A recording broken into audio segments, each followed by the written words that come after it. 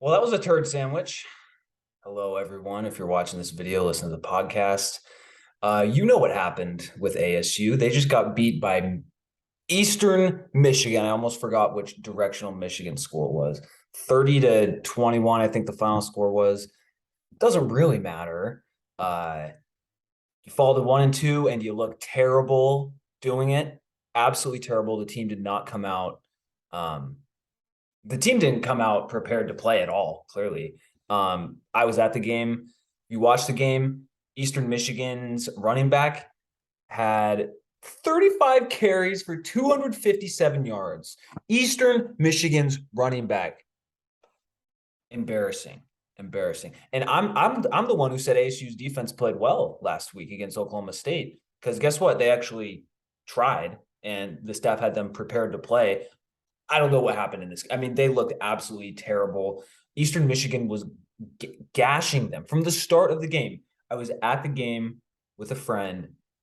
Their first drive of the game, they were getting a good push, and it was just a total warning for what was going to happen in the future of this game. And so, just a horrible game. I mean, not horrible from every single player perspective. Some players had individual players had good games, but overall, just a horrible game. Losing to Eastern Michigan. Okay, I would be louder right now if I wasn't in an apartment complex and people could hear me. But holy crap, you lose to Eastern Michigan and the Herm era. Like it has to be over soon. This feels like the stake in the heart. Maybe he doesn't get fired on Sunday. This would be Sunday, September 19th. Sorry about that. Just horrible. He needs to go, and I know that there's complications about the investigation, who's going to be the interim coach, and all this. You need to change, make a change, okay? And I understand that Ray Anderson probably also isn't going to get fired tomorrow, and I mean honestly, Herm probably won't get fired tomorrow, but changes have to be made, and it starts with Herm. You have to get this cannot continue. It can't. This was supposed to be the year that everyone was picking. Everyone was picking us, picked us to be 10th in the Pac-12. And up until a few days ago, I thought picking us 10th in the Pac-12 was stupid. But what do I know? What do I know? I mean, that was awful. Absolutely awful. ASU didn't lead at any point in the game. They were always down. And Eastern Michigan grounded and pounded them on the ground. Like that is not acceptable at all, especially when ASU's defense played decently well against Oklahoma State, especially in the first half when they were, had actual anyway time to rest. But that's regardless. Now ASU's 1-2, brutal stretch of football coming up. I mean, you had to go into the Pac-12 play at 2-1, even if it was an ugly one against Eastern Michigan. And there were some chances in this game, especially when ASU cut it to 27-21 in the fourth quarter, but too late. Couldn't do anything with it. Penalties were terrible again. I mean, just Emory Jones after the game saying basically, yeah, we weren't prepared this whole week. We were unfocused. It's like, how does this keep happening? You're an NFL coach. You're supposed to get these guys focused, Herm. Or I mean, look, I thought there was a huge possibility that this season would end, that ASU would go into its next season without Herm Edwards as its head coach. And that's looking more and more likely. I just didn't think it would happen this way. I thought Pac-12 play would have more to do with it. And I mean, maybe that will end up being the final nail in the coffin, but it's just, I mean, that was embarrassing, absolutely embarrassing. People are saying this is the worst ASU loss since UNLV in 2008. I'll have to believe them. I mean, it's the worst. It's the worst in my time as a fan. And that began in 2013, my senior year of high school, when that's when I knew I was going to end up at ASU. So, by the way, this is the Stomp the Bus show. Sorry, I'm just gone on for a few minutes here. Just stream of consciousness. I just wanted to record my thoughts after the game. I mean, just terrible. Herm needs to be fired. Ray Anderson needs to go too, but that I'm just not personally, I'm just not going to waste a lot of time on that right now because it just seems if that is going to happen, it would be down the road even more so because as bad as the Herm hire has been, not necessarily in terms of on the field record up until this point, um, Bray has done other stuff for ASU and I'm not making that decision anyway. And so he and Michael Crow seem to have a good connection. So I'm not like expecting the Ray dismissal to have come very soon, but the Herm, I mean, the train is off the tracks. Like you can't let an Eastern Michigan running back carry the ball 35 times for 257 yards. I saw on Twitter John Gambadoro from 98.7 here in Phoenix say they're made the Eastern Michigan running back look like John Riggins. And it's like you can't do that. You can't do that. It's just so like this is so bad. And it's so bad that I'm actually kind of happy because I thought ASU would go 6-6 this year. Maybe they still will. I really doubt that now. But if they'd gone 6-6, that might have been enough for Herm to keep his job and continue. But now, I mean, they're looking 1-5, dead in the face. Dead in the face. I'm going to pull up their schedule real quick because they have Utah at home this week. You know, if you had asked me 2 days ago, I thought that game could be a kind of competitive game. Nope, not going to be anymore. Utah's going to kill us. Yep. Utah at home on the 24th. So that would be next Friday or next Saturday. I got my days all mixed up. Oh, then after that, 7 days later, you're on the road at USC, who looks like a juggernaut, and you're going to get killed. Oh, and then guess what? Okay, entering the season, you host Washington October 8th. Who knew what Washington was going to be? I mean, they were 4-18 last year. Well, they just beat Michigan State. Their offense looks incredible. ASU should have hired Kalen DeBoer last year, or should have at least tried. And I tweeted about that, in fact, last year before he got hired at Washington. So it's great. He's going to be in the conference now, and they'll be ready to kill us. But anyway, those are the next 3 games. And then you have a bye before you go to Stanford on the 22nd of October. If Herm Edwards is the coach when ASU plays Stanford on October 22nd in Palo Alto, that's going to be a problem. That's either incredible that they won two of their next 3 games. That would be incredible for ASU. I just don't see that happening. I mean, all 3 of those teams are just better than ASU, even if 2 of them are at home. And I don't know what the attendance is going to be like for these games because the attendance for Eastern Michigan wasn't great, but it also, considering it was Eastern Michigan, it was fine. Early in the game, when the game was, still close, obviously the crowd filtered out very quickly because ASU played like shit. They played terrible. And Herm, I mean, he's getting grilled by people at the press conference. The quote that I saw that just absolutely pisses me off. Look, I know he has to say things, but he basically said something along the lines of, got it up here on the Sun Devil Source Twitter page that I'm looking at right now. Edwards, quote, "I don't think it's coaching, it's everything." Well, guess what? When you're a college football coach, coaching is everything. You see teams that make a change at the head coach and immediately they are better. Look at Washington. They were terrible last year with Jimmy Lake. Terrible. And guess what? Now they fired him. They brought in Kalen DeBoer. They're going to be ranked tomorrow or today, I guess, because it's Sunday. Whatever. They're going to be ranked. And they're already a good team. You can just tell. Oregon State, totally in the dumps. I mean, they were down. They're probably down further than ASU will even get with Gary Anderson. Bringing Jonathan Smith took a few years to replenish the talent. Oregon State looks really good. Kansas in the Big 12, awful. Joke of all the Power 5. Oh, they're the worst Power 5 team. Guess what? They're like undefeated now because of Lance Leipold in year two. Wake Forest with Dave Clawson. They're a very good team. Arizona. Yeah, the team down south. Guess what? After ASU killed them in the Territorial Cup, Jed Fish. Maybe Jed Fish isn't a great coach, but he is elevating that program. And it can be done. So I don't know who the next I can't even think of wish list right now. That'll be interesting to see how the season as the season progresses. I like the guy Charles Huff at Marshall. I do like him. I don't even think he has any connections, but I don't care. The guy Georgia's offensive coordinator, I wouldn't hate either, but Todd Monken is, I believe, his name. Those are two I looked at, but it's just, I mean, this was just absolutely embarrassing. It was just, I mean, I don't know. I just Herm Edwards needs to go.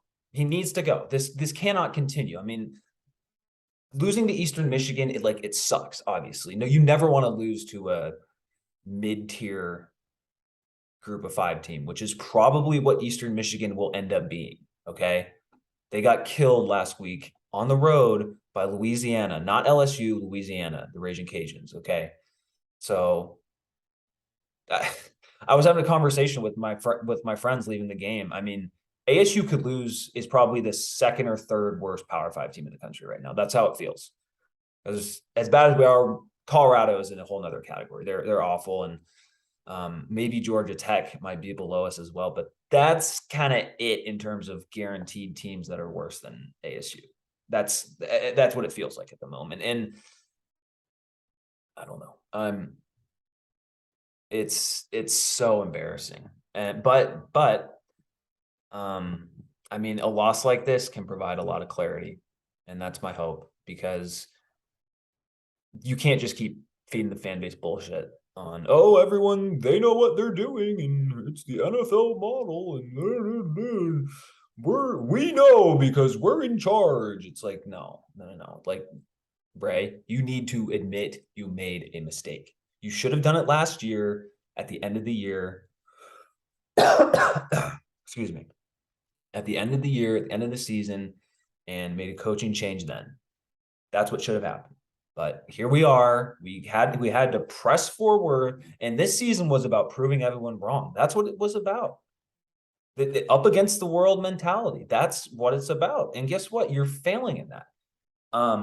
Losing to Oklahoma State on the road, I mean, yeah, it sucks. You never want to lose, but that was not an inexcusable loss. That was a game in the fourth quarter. Even though it ended up as kind of a blowout, but you made Oklahoma State work for that game. They if you were an Oklahoma State fan, you weren't just totally relaxed that entire game. This was just, I mean, an abomination. How can you be this bad? How can you be this bad? And so I hope it sucks, because I don't want to criticize the players. Like, the players, it's kind of weird to say, but because of how much coaching, specifically the head coach of a program, matters, the coach, it's all about the coach when you lose and kind of when you win as well. This is just so, there's the meme going around of we are an endeavoring nightmare, and it shows Sparky, and that's just how I feel right now. I mean, this is brutal. And I just don't know how long this is going to last, and that's what scares me, because I just don't see the point of keeping Herm around for these next 3 games against three of the top 5 teams in the Pac-12, maybe arguably the 3 best teams in the Pac-12, but at least 3 of the top 5, if you're counting the Oregon schools in that mix as well, along with Utah, USC, and Washington. I mean, this is just going to be bad. It's the thing is with like an interim coach, sometimes the interim coach can provide a spark to a new team, a spark of new guy in charge. Everyone needs to prove their mettle, whatever it is. We saw that last year at home against Wazoo in Jake Dickert's first game. I believe might have been a second game early on in Jake Dickert's tenure. We all remember what happened that game. The Cougs just beat the tar out of us in a very similar type feeling game to this one. This one was a little different because ASU, like I said earlier, they made it 27-21. I want to say like midway through the fourth quarter ish. But then guess what? You allowed them to run all the way down the field and kick a short field goal. And that was that. Um, really bad loss. There's just, there's no other way to say it. The only good thing about it is, and this could be a hugely important thing, is that it provides clarity, because you're not losing to Utah and getting blown out, or getting blown out on the road by SC. Those are very easy to be explained away and rationalized, because let's be honest, nobody expected us to win those games. Most people thought of the first 5 games this season, you lose to Oklahoma State, you lose to USC. Maybe you give Utah a game, but you ultimately lose to them at home. But you at least beat NAU and Eastern Michigan, and you head into the easier part of conference play at 2-3, and you got lesser teams ahead. Well, now Washington looks a lot better, and you lose to Eastern Michigan. So guess what? You're staring 1-5 in the face, and that shouldn't cut it here. And I hope that Ray Anderson and Michael Crow make the right decision swiftly. I know there's some questions about, the investigation. We can't let the investigation, how do I say it? We can't let it just be fearful of making any sort of change with this. We have to keep Herm because who's going to take the job because of the investigation? I don't care. Like, have an interim coach. Sean Aguano would do a good job. I think he's had head coaching experience before. Sean Slocum, special teams coordinator, been around the program forever, does a good job. Those are 2 guys off the top of my head. And if the investigation drags on, maybe just keep whoever's the interim coach around for another year. I mean, teams have done this before. Okay. So I don't know. I'm glad I went into the season with the idea that, like, yeah, they may be good enough to go 6-6, but I'm still, like, the whole general trajectory of the program, like, we need to make changes. And so I just don't know. I just don't know how, as a coaching staff, you can have a team just look so unurgent and lackadaisical, that just there was not a, like, ferocity. And I mean, just the fact you get bullied at the line of scrimmage by a MAC team, not an upper tier Mountain West team, not like Appalachian State from the Sun Belt, a MAC team, and not one of the better MAC teams. A team that got blown out last week. That's the frustrating. Like, I was at the game when Rashad Penny torched us at San Diego State. The only saving grace of that was, okay, at least, like, Rashad Penny, future first round pick, of course, of the Seahawks. And that's, don't get me started on that. But although he's better now. But San Diego State's a good, like, Mountain West program. And they've been good enough that they're rumored to be the top choice for the next Pac-12 school to join. So, like, that loss sucked. It sucked. And people wanted Graham fired after that game. And some of the ways that Rashad Penny scored. But this is so much worse. This is so much worse. And people are comparing it to the 2008 UNLV loss, and that feels apt. The only thing that even comes close was the 2016 Territorial Cup loss, where U of A just ran over us in the second half. I mean, really, the whole game. And that was really bad. But difference is, I mean, it's not excusable, but it's still a Power 5 team. You lose to your rival. Like, that's not, and it was on the road as well. This was at home against Eastern Michigan. Brutal. There was two green uniformed college football teams from Michigan that traveled out west to the Pac-12, and one of them came home with a win, and it wasn't Michigan State. So that's where we're at. I don't know. The only good thing, like, there's 2 good things. The one is, I guess they're both related, but I keep saying the only good thing. It's a huge, like, at the end of the game, I was at the game. I wasn't rooting for ASU to come back and win. I wasn't, because I didn't want to hear well, you still got the win, and every win counts the same. It's just, I'm so glad we don't even have to have this conversation. We can just fast forward to the real problems, and the details are lacking on this team. And it's so obvious. The penalties were there again. There's so many, and I mean, I haven't even gotten to the awful game management by Herm Edwards and the timeout usage. I mean, we burned our first two timeouts in the second half so quickly. We had one, of course, it didn't end up mattering, but it could have, and he didn't use them well. I forget, it was something dumb at the end of the second half too. Like, dude, play a freaking game of Madden. All right, I'm done. I think that's all I got for tonight. It's been Mark Harris on, I guess, what is episode 11 of the Stomp the Bus show. Changes need to be made. We all saw that game, and changes need to be made quickly. If it were up to me, I don't know how quickly they will actually happen, but I would not honestly, like, this feels the closest it's been to a potential Herm Edwards dismissal. This feels the closest it's been. Like, I think people really wanted it to happen after the end of last year, after beating U of A, but it's just they did go 8-4. It was a backing into 8-4, one of the most, like, just, there were so many unimpressive things about last season, but they benefited from the Pac-12 Pac-12 was worse last year than it is this year. The middle of the league is better this year than it was last year, and that's how ASU got to 8-4, by cruising over some teams. You cruised over Stanford, you cruised over Colorado. I'm forgetting some of their wins. Some of them are so.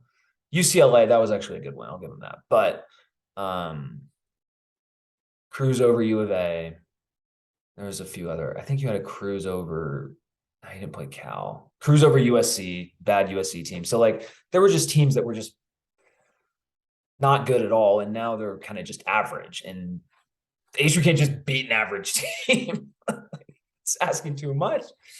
So far, they've only beaten an FCS team this year. So it's bad. But I think as Sun Devil fans, everyone's on the same page. Herm needs to go. Even people who are kind of less down on him than others. I think everyone after this game, it was so clear, just a punch in the face, that you got to do something different. It can't just be this.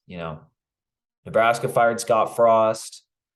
Teams fire coaches in September, not like super infrequently. A USC fired Clay Helton last September, and look at them. Guess what? They've totally changed their program and gotten all these new people to come in. That's not going to happen with ASU. I get it, but you need to recap. You need to get the fan base interested. Like, there's a portion of the fan base that's interested in just because they're always going to be interested.